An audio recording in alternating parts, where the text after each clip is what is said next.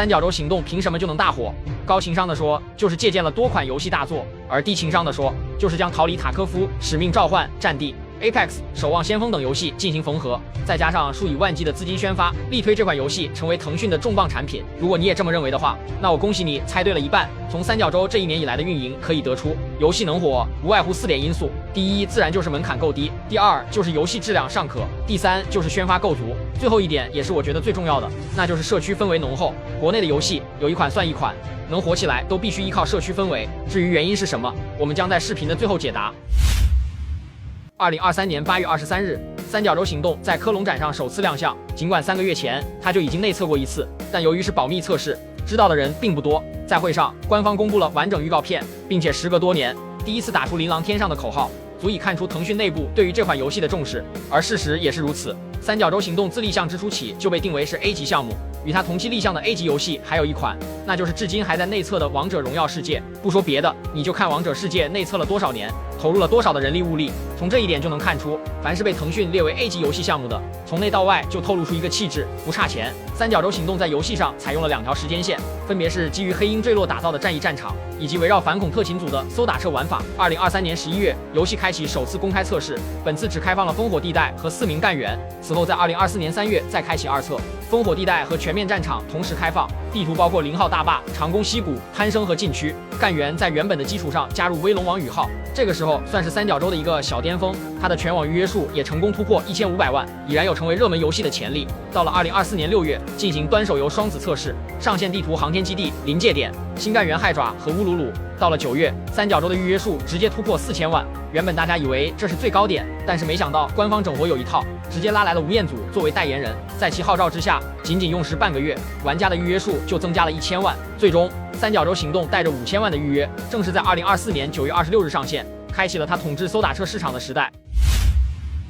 2024年9月26日，游戏上线，开启 S1 赛季起源。凭借腾讯恐怖的资金投入和宣发能力，大量作者纷纷接到商单为游戏站台，众多主播转投为三角洲开播，各大短视频平台全天霸榜。而游戏也在短短的2个月内，成功拿下2500万用户，并在11月突破4000万玩家，成为腾讯继暗区之后的又一款搜打车热门游戏。2024年11月，游戏进入 S2 赛季巨变，地图堑壕战、巴别塔、甘源谷相继上线。对于三角洲行动，官方基本维持在2-3个月一更新，比如11月刚上线 S2 赛季，就在次年的1月开放了 S3 赛季焰火，2025年4月再上线 S4 赛季黑夜之子，以及目前的最新版本7月推出的 S5 赛季破壁。其中地图推出了0号大坝地下、刀锋、断轨、潮汐监狱和风暴眼，干员加入阿列克谢、无名和疾风，并且在2月推出战役剧情黑鹰坠落。以战役的整体质量来说，肯定是不如战地和使命召唤，尤其是场景和人机方面，但你架不住它免费，所以它自上线后就为三角洲拉来了一批用户，游戏数据也在节节攀升。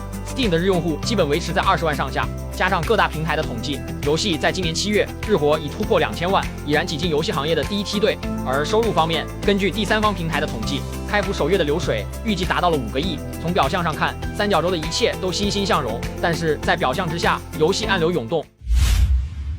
回到我们视频开头的那个问题，三角洲行动凭什么就能大火？对于内测便入坑的玩家来说，很多人一开始就是冲着大战场来的，而它相比起战地，虽然整体质量比不上，但是比起国内的一众射击游戏，基本就是天花板的存在。说白了，国内其实有大量射击玩家，是不怎么玩国外的游戏，这些才是腾讯想要招揽的主力。此外，就是三角洲出现的时机很好，国内诸如 CFHD、逆战、生死狙击2、无畏契约、守望先锋等都已颓势，像之前大火的永劫无间，现在的风评也不咋样。而国外 Apex 英雄各种骚操作，使命召唤和战地也不尽如人意，就连萤火突击和暗区突围，在搜打车上也都各有问题困扰，导致不少人弃营投州、弃暗投州。所以你放眼望去，在当下时刻，还真没有一款射击游戏能让大家玩得爽，这是市场变化的选择。在玩法上，三角洲降低了搜打车玩法，并且还没有那么的死板，非常喜欢整各种活，比如邀请吴彦祖代言，让倪大红送你大红，还有鼠鼠、猛攻、搜打车等热词，都是依靠三角洲的宣发推起来的。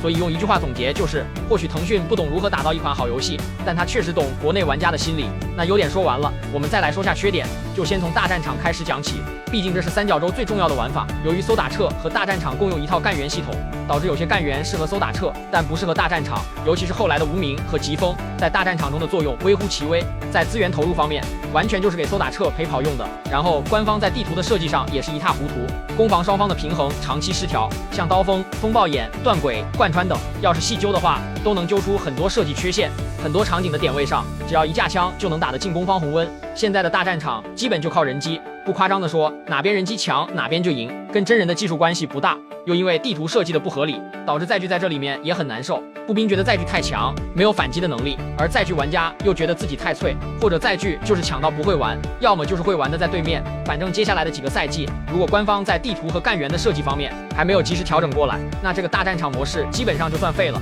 然后再说搜打掣，现在的搜打掣也是问题很多，搜不出，打不过，撤不走，物价上涨，角色存在平衡问题，保险箱任务逆天，匹配机制拉胯，爆率还被官方否认绝无暗改。只能说，相比起买断制游戏，长期运营的网游始终有其局限。为了提升个人玩家的在线时长，策划只能在任务、匹配、爆率等设计上想方设法的给玩家添堵。但是现在的玩家不是10年前的玩家，要还是这套传统操作，三角洲的未来又该何去何从？